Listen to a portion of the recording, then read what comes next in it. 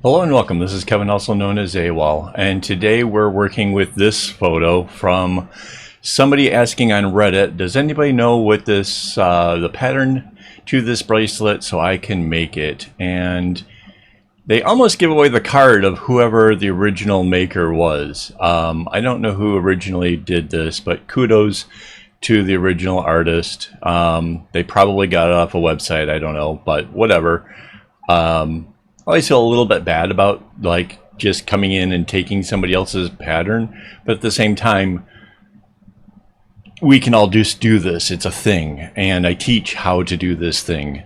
So I kind of want to go into it. But one of the things that upset me and kind of set me off on this was this comment to it, which led to this. This is the pattern that they suggested it was. And it's interesting. It's got some, it's a zigzag pattern. But look at this. There's 10 strings here. So basically it's like a 5-string bracelet. If you were to count diagonally, how many knots are going 1, 2, 3, 4, 5, 6, 7, 8, 9 knots going across, right? That's not what we see in this one. Right, let me copy this from here and bring it over here, and I'll show you what we got. Obviously, I need to rotate that 90 degrees, and I need to scale it up a lot. So let's, instead of just spinning the dial, let's just grab a corner and scale this up. And I'm going to bring this up closer to the top so I can see it while I'm working with it. All right, we can scale it just can we scale it more? Yeah. And we now anchor this layer. So if we count the knots going across 1, 2, 3, 4, 5, 6, 7, you can pick any row and you're going to get 7. And that's what you have here. You could also have looked at the colors. It's blue, white, blue, red. So there's 4 colors, meaning there would be 4 strings going into the loop. Makes it, if you want to call it an 8-string bracelet, you can call it 8-string. I call it 4 because there's 4 strands that loop over, and that's how I get my loops at the top. So you need this graph paper, right? You're going to want to work this out. You will need the graph paper. You can go over to my website, it's akaawol.com, and you go to the middle tab here, right? This is my webpage. Middle tab is graph paper, and this is what it looks like. And it's 4, 5, 6, 7, 8, 9, up to 16 strings. Then if you need to go bigger, there's an A4 or the letter size. The letter size is the American version, 8.5 by 11. And that will give you the graph paper. All you have to do is, like in this case, it's a 4-string we knew. You click on it, you're going to get this for a PDF. You can download that. And then if you open that up in GIMP, you might want to increase the, it'll say something like 100 pixels per inch or something. If you bump that up to like 300, it comes in really, really super clear. Now this is a pretty huge thing here, which takes up a lot of my computer memory. So what I'm going to do is I am going to, whoops, Control Z. I'm in the wrong thing here. All right. I'm going to reduce this down to, because the pattern itself repeats. We don't need to, you know, fill it all the way down or whatever. So image, we're going to crop to the selection, so we kind of shrunk down the area that we're working with. So if we look here, let's start it with the blue. We'll try to take the color right from here. So we can see this blue just kind of came down straight. All right. The next we have the red. And the red, it too sort of just came down straight across. So next is the blue again. It comes all the way down. And then it comes and does a little kick out. So like the string itself comes out and then does this whole little kick out thing.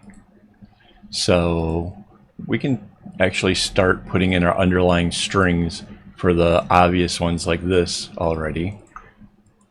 And I'm not going to get too far ahead on this because I want you to see how you can sort this out for yourself, like how this whole thing is sort of obvious when you learn bracelet pattern making. So the next one is white. I'm just going to go ahead and use this. It's a little bit off-white. That's fine. If we were going to try to change up the colors later on, it might mess with the whole background.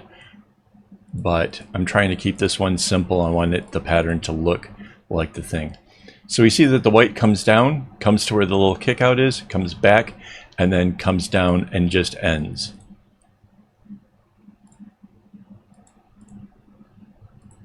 Done. We've done that. So the next color is blue.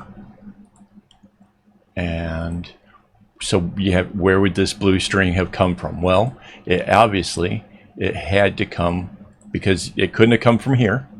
It couldn't have come from any of these spots that are already taken. It had to come straight across and from there. See how this is? We're just using deductive work to see how the pattern is made, and that's that. That's pretty easy. Now, the blue right after the white just comes down and just ends at the end, right? It doesn't do the kick out like it did before. Next is the red. So the red does a little kick out at the top, right? And then comes down and goes straight. And we need to figure out, where did that red string come from? And again, because we already put in all our other ones, we can see that it comes from straight across here, right? The next color after the red is a blue.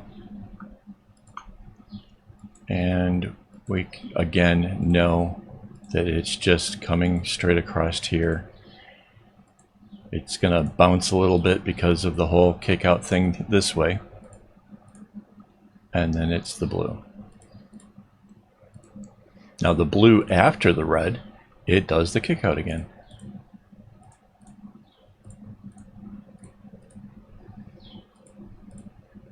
So it just adds a little zigzag to the overall pattern, right? So the next one after that is the white. It does the same kind of zigzag thing, and it comes as our last string from over here. And we can follow its path through the little zigzags and around, and it comes out as our next string. And it once again comes down and does its little kickback.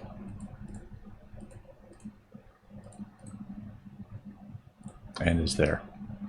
All right, so now we can just kind of trace our way through. This string obviously has to come around, right?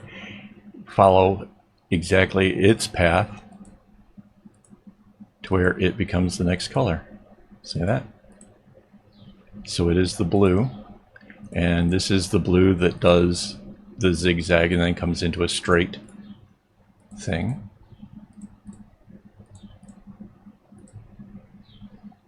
And if you're thinking to yourself at this point, wow, we pretty much nailed it down, you are correct.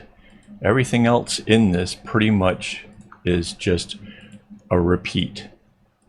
But we don't have our colors coming all the way across from the other side quite yet. I like to kind of get that part in there.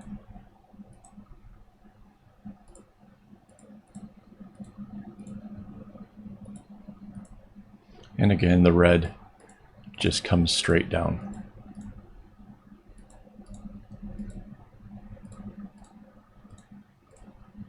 And this is the kind of pattern that you could essentially keep repeating it until you get to the point where you feel that it's long enough for the wrist or the ankle whatever you're making it for, because of the way that it's just its repetitive nature, makes it real easy for doing that, right? So we'll just do a little bit more here, and then I'll show you how we can end it.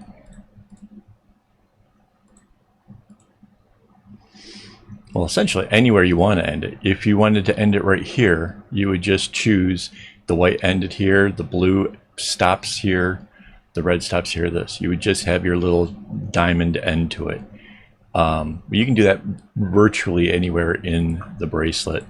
You just have to decide when.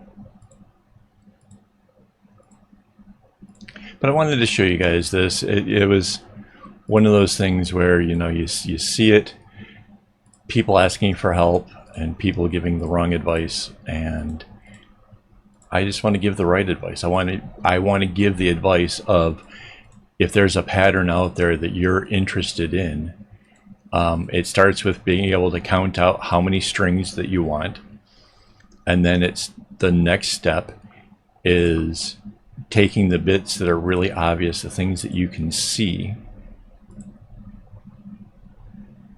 Does that go? Oh, this is the blue for that one, right? I missed a nut in there. I was like suddenly very confused. That you can take any pattern you want and make it your own, and you don't have to, like in this case, we're following this exactly to how the bracelet originally was made. If at some point you were like, you know what, that's fun, but I want to put my own spin on it, you can do that too. That's a real possibility. If you wanted to maybe reverse the directions, or you want to, I don't know what you might want to do, but this is, I'm trying to teach the path of how to get to there. So we're going to end this right here.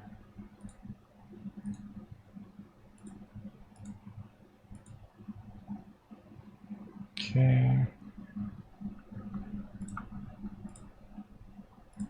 Whoops.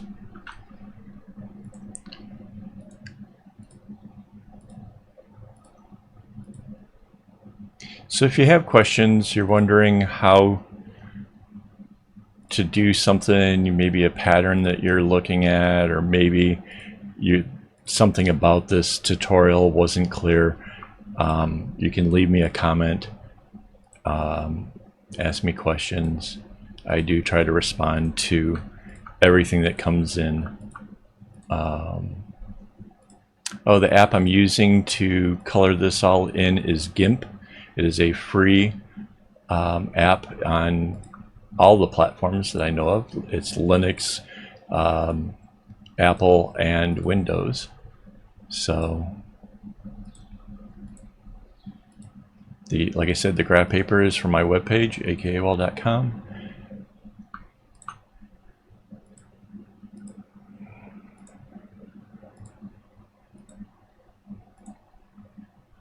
My hope is that I make this stuff easy enough for you guys that you guys can be creative and, you know, design stuff and have fun with it, come up with new things, challenge yourself, challenge your friends, and have a lot of fun with the knots. I have a lot of fun with the knots, so I want you guys to as well. All right, so there it is.